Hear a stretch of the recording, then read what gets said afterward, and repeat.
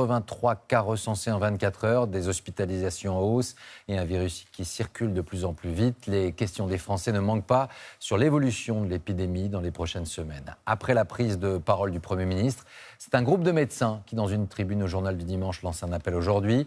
L'un de ses signataires, Gilbert Deray, sera avec nous. Cette tribune cible notamment les réunions de famille qui sont, après le lieu de travail, le deuxième site de contamination actuellement.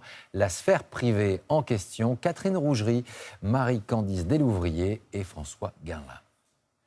Pique-niquer en famille ou entre amis, retrouver les grands-parents, célébrer un mariage, voilà des scènes fréquentes qui permettent au virus de se propager.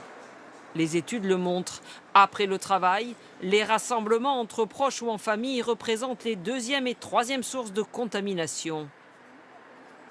Aujourd'hui, près de Toulouse, pour fêter les 20 ans de cette jeune fille, l'oncle et la tante de la famille ont été conviés dans ce restaurant, l'un des rares ouverts. On est tous dans la même famille, on se côtoie. Mais là, évidemment, on aurait été invités chez les uns ou chez les autres, on aurait pu avoir une distance beaucoup plus importante. Mais bon, là, circonstances exceptionnelles.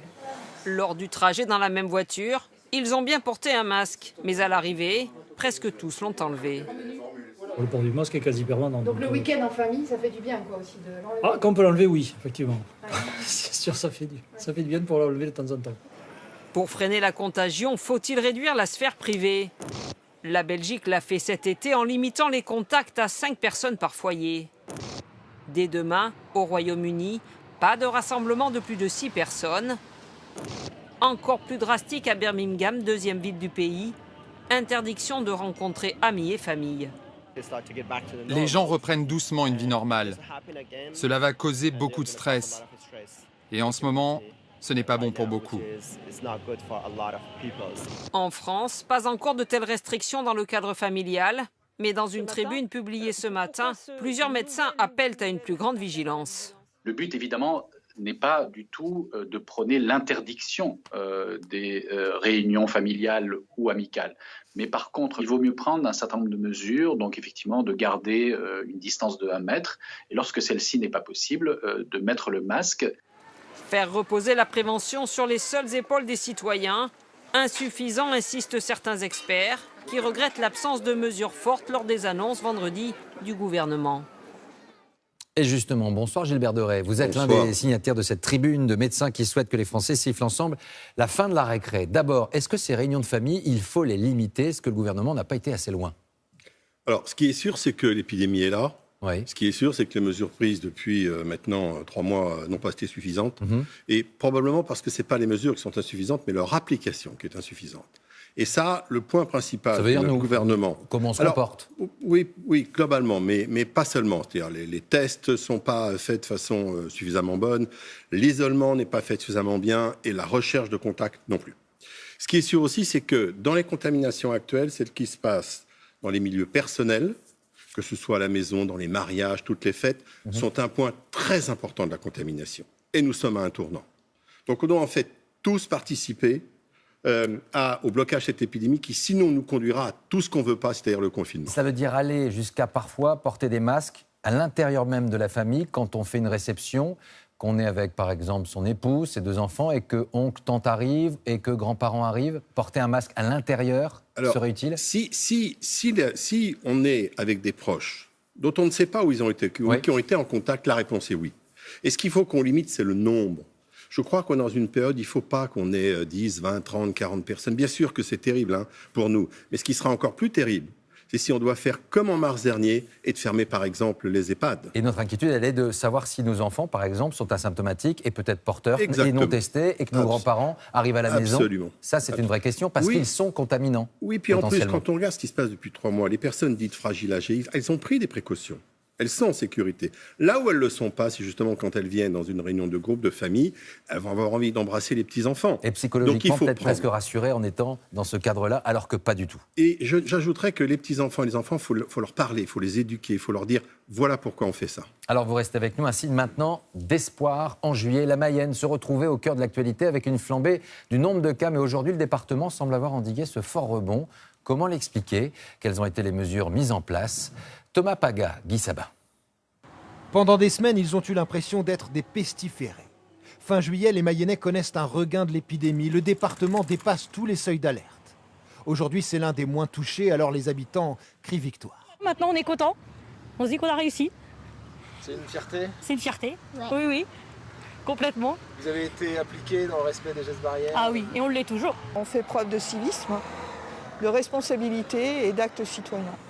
Pourtant, le scénario aurait pu être bien différent. À l'hôpital, la crise arrive au pire moment. Les soignants sortent tout juste de la première vague, fatigués. Et tous les soins annulés pendant le confinement doivent être reprogrammés. On voyait monter en puissance donc la positivité. Et là, on se disait, il va y avoir la seconde phase, la seconde vague. Et c'est cette seconde vague-là qui me faisait peur, parce que cette fois-ci, on ne pouvait plus faire la même chose que ce qu'on avait fait au mois de mars et avril. Finalement, à Laval, le pire sera évité, avec 15 hospitalisations en juillet et aucun décès. Alors comment expliquer un tel succès? La Mayenne peut-elle servir d'exemple? Fin juin, 30 employés d'un abattoir de Laval étaient déclarés positifs. L'épidémie progresse alors rapidement, le nombre de cas double quotidiennement. Quelques jours plus tard, le masque est rendu obligatoire dans la plupart des villes. Et là, très clairement, il y a eu un changement radical de comportement de la population qui s'est mis à porter le masque. Et moi, je voyais les patients au cabinet, qu'est-ce qu'ils me disaient? Mais moi, je préfère continuer à vivre masqué que vivre confiné. En parallèle, une campagne de tests inédite était lancée, 40 000 en un mois seulement. Les Mayennais font des heures de queue devant les centres installés par la protection civile. Bien sûr, le département est peu peuplé, 300 000 habitants au total, disséminés sur un territoire rural et sans métropole importante. Mais pour l'Agence régionale de santé, c'est cette campagne massive qui a permis d'endiguer l'épidémie. Grâce à cette démarche, nous avons pu repérer suffisamment tôt, tracer et isoler. Autrement, on était sur un dispositif de diffusion communautaire qu'on aurait probablement eu beaucoup plus de mal à maîtriser. Une campagne qui continue aujourd'hui avec 500 tests par jour et 3 centres de dépistage. Ils seront maintenus au moins jusqu'à fin septembre. On continue notre page spéciale. Lors de vos questions sur notre plateforme franceinfo.fr, on vous répond avec Guillaume Darey. Guillaume, c'est à vous. Bonsoir Laurent, bonsoir Gilbert Deray. Bonsoir. Alors le port du masque est aujourd'hui obligatoire dans les rues de certaines villes et même dans certains endroits dans toute la ville, mais pas pour ceux qui font du sport. Et ça suscite des questions comme la vôtre, Philippe, depuis Épinal. Quel risque court-on lorsqu'on est croisé par des joggers ou des cyclistes, eux sans masque et en plein effort? Alors la question est importante et il y a un risque parce que quand on court, du fait même de l'effort, on va exhaler plus loin les virus. Il y a même une étude qui nous dit que c'est jusqu'à 10 mètres. Donc ce n'est pas 1 ou 2 mètres. Hein. Et la seule solution, c'est qu'à la fois ceux qui courent et ceux qui marchent se tiennent à distance. Et de l'importance pour ceux qui marchent aussi de porter des masques. Le masque protège les autres, mais un peu vous-même. La distance est essentielle dans ce cadre. Alors, tous les jours, on entend aussi le nombre de contaminations qui augmente, mais quand on se plonge dans le détail de tous les autres données, il y a un point qui nous interroge, qui vous interroge tous. Pourquoi y avait-il plus de morts lors de la première vague que maintenant, malgré le même nombre de cas par jour? Qu'est-ce que vous répondez à Jean? Alors, de nombreuses raisons. La première, c'est que le nombre de cas n'est pas du tout identique. Hein. Il y a 2-3 mois, on ne testait pas du tout. Et il faut estimer qu'on avait au moins 10 fois plus de cas que maintenant. Donc, quand on dit 10 9 fois plus de cas à l'époque que maintenant. Donc, par exemple, exactement, quand on dit 10 000, ce n'est pas vrai. Hein. C'est 10 000, 100 000. La deuxième raison, et c'est ce qu'on a vu ailleurs, aux États-Unis ou en Israël, c'est qu'au début, vous avez une contamination des jeunes. Parce qu'en fait, les jeunes sont sortis, les jeunes ont fait la fête, et les plus âgés se sont protégés. Et la moyenne d'âge des cas actuels, elle est beaucoup plus basse, et ce sont aussi beaucoup de gens qui ont peu de symptômes, pas de symptômes. En mars, on testait ceux qui arrivaient à l'hôpital. Donc, ils étaient graves déjà. Donc, la mortalité ou la létalité plutôt des personnes d'aujourd'hui n'a plus rien à voir pour ces raisons-là. Et la dernière raison qui est intéressante, c'est que quand vous mettez un masque, eh bien, vous envoyez moins de virus. Et il est possible que quand vous contaminez quelqu'un, il reçoive moins de virus, donc une charge virale un peu moindre. Et l'évolution des traitements. Et alors, ça, c'est pour les gens qui arrivent en réa. Et quand on est en réanimation, la mortalité ou la létalité des gens qui ont atteint la Covid-19 en réanimation a baissé de 50%. Et donc, grâce aux progrès qui sont les anticoagulants, qui sont la façon dont on intube, on ventile, grâce à la façon dont on gère ces patients, la mortalité elle a baissé. Donc, de nombreuses raisons, mais je voudrais souligner qu'attention, après les jeunes viendront les plus âgés. Donc, il faut faire évidemment attention et ne pas croire. Dernière question, courte réponse courte, Gilbert Deray. 15 jours presque après la rentrée scolaire, question de Marina qui habite dans les Landes. Si mon enfant a de la fièvre, faut-il qu'il fasse un test? Alors, pas systématique. Moins de 6 ans, plus de 6 ans. Dans les deux cas, vous faites venir le médecin. Moins de 6 ans, le test n'est pas systématique, le médecin vient. S'il y a une autre cause qui est trouvée à la Covid que la Covid s'est réglée. S'il n'y a pas d'autre cause et qu'il reste fébrile, 3 jours plus tard, on lui fera un test. Si possible, pendant ce délai, il porte un masque, mais pas en dessous de 2 ans. Plus de 6 ans, le médecin vient, s'il ne trouve pas d'autre cause, on fait un test. Merci à tous les deux. Merci Guillaume. Merci Dr Deray. La situation en France, source d'inquiétude. Qu'en est-il dans le reste du monde? Alors qu'Israël annonce à l'instant un reconfinement national de 3 semaines. Qu'en est-il en Europe? On va retrouver en duplex avec nous nos correspondants et envoyés spéciaux en Espagne, en Italie et en Chine. Où en est-on là-bas? Tout d'abord, on part pour Barcelone. Bonsoir Élise Gajanzel. L'Espagne s'inquiète également. L'épidémie est aussi chez vous en train de regagner du terrain? Eh bien oui Laurent, ici les contaminations explosent. 12 000 cas par jour, c'est simple. L'Espagne est le pays en Europe où le virus circule le plus. Et les spécialistes l'expliquent notamment par l'ouverture précoce des bars et des discothèques, mais aussi par le manque de traçabilité des cas et de communication entre les régions. Alors les hôpitaux ne sont pas encore saturés, mais ils sont inquiets, tout comme les Espagnols. Demain, ici en Catalogne, c'est la rentrée des classes et certains parents refusent d'amener leurs enfants à l'école. Ils dénoncent des conditions peu rassurantes, comme le fait qu'il y ait jusqu'à 30 élèves par classe. Merci Élise. En Italie, qui, vous en souvenez, était un peu le baromètre de ce que la France allait vivre lors du premier pic épidémique. Où en est-on à Rome? Avec nous, Alban Micosi. Bonsoir Alban. Les Italiens ont, semble-t-il, été plus raisonnables que nous. Pas de rebond conséquent actuellement. Effectivement, les chiffres sont plutôt meilleurs qu'ailleurs en Europe, 5 à 6 fois inférieurs, par exemple, à ce que l'on observe en France actuellement. Alors à ça, évidemment, il y a la raison principale, c'est la prudence des Italiens, parce qu'ils se souviennent très bien de ce qui s'est passé au printemps dernier. C'est dans ce contexte qu'intervient demain aussi la rentrée des classes, avec des mesures vraiment très très importantes, des sens de circulation pour les enfants, 11 millions de masques, vous rendez-vous compte, 11 millions de masques chaque jour donnés par l'État italien aux élèves et aux professeurs. Et puis d'autres mesures comme des tables individuelles pour chacun des enfants. Voilà, parce qu'on ne veut prendre aucun risque. On sait très bien en Italie que ce sont souvent les grands-parents qui sont ici en charge de la garde des petits-enfants. Merci beaucoup Alban. On part beaucoup plus loin maintenant, là où tout a commencé, direction la Chine avec nous Arnaud Miguet. Arnaud, que faut-il croire? Le discours des autorités chinoises est assez simple. La crise sanitaire est terminée. Alors miracle, réalité ou propagande? Bonsoir Laurent, après 8 mois de mesures draconiennes, uniques au monde, dans un pays où le régime ne tolère aucun écart, finalement cette semaine, le président Xi Jinping a déclaré, je cite, « L'épreuve est derrière nous ». Officiellement, il n'y a plus aucun cas de transmission locale de Covid-19 en Chine, et ce depuis 1 mois. Les autorités reconnaissent la découverte de cas asymptomatiques détectés lors de tests placés à l'isolement ou de Chinois qui reviennent de l'étranger positifs au Covid-19, 8 à 10 presque tous les jours. Mais en tout cas, le masque n'est plus obligatoire en Chine et la vie est redevenue presque normale, hormis les contrôles de température, hormis le traçage des téléphones et les codes de santé sur les téléphones qu'il faut présenter un peu partout. Les autorités restent donc prudentes, vigilantes et redoutent surtout le retour de l'hiver. Arnaud Miguet en duplex de Pékin. Merci Arnaud. Il y a en tout cas un mot et une mesure que les Français et le gouvernement veulent éviter. C'est le reconfinement. Invité aujourd'hui du rendez-vous politique de France Info, France Inter et Le Monde, le président du MEDEF, Geoffroy Roux de Bézieux, a été assez clair sur les conséquences, à ses yeux, d'une telle mesure. On l'écoute. Si on reconfine, on assistera à un effondrement de l'économie.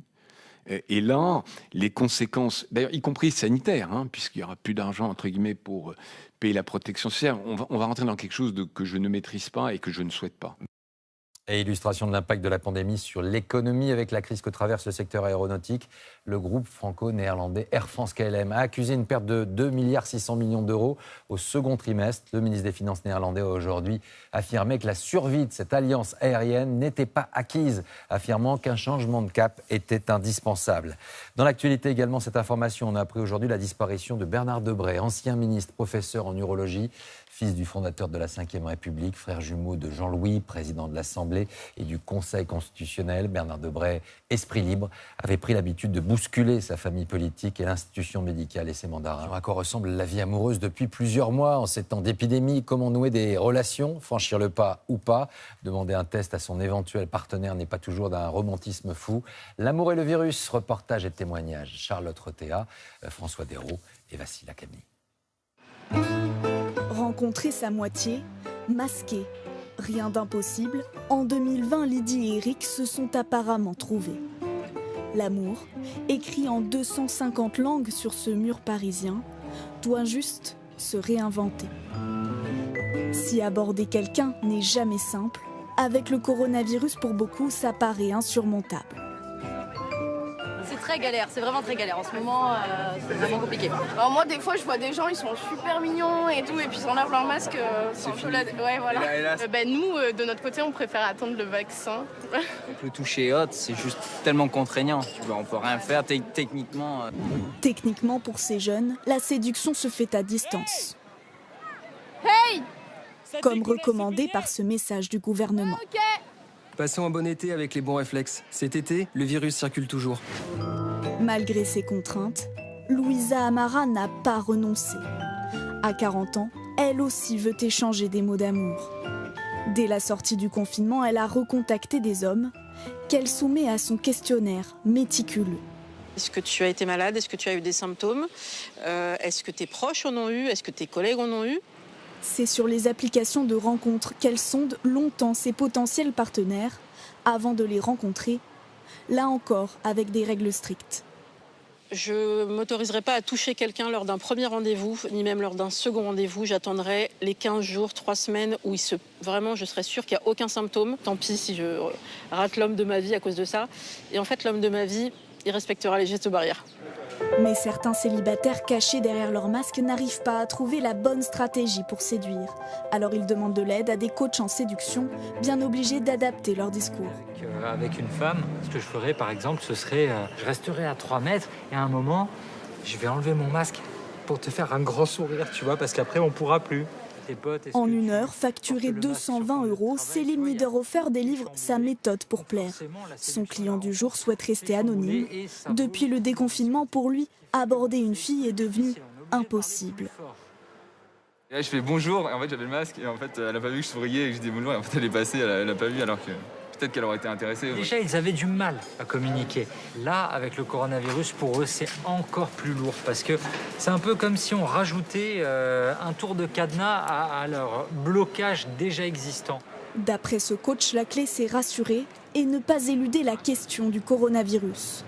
Tout ça demande de la patience, un mal pour un bien pour ce psychothérapeute spécialiste du couple.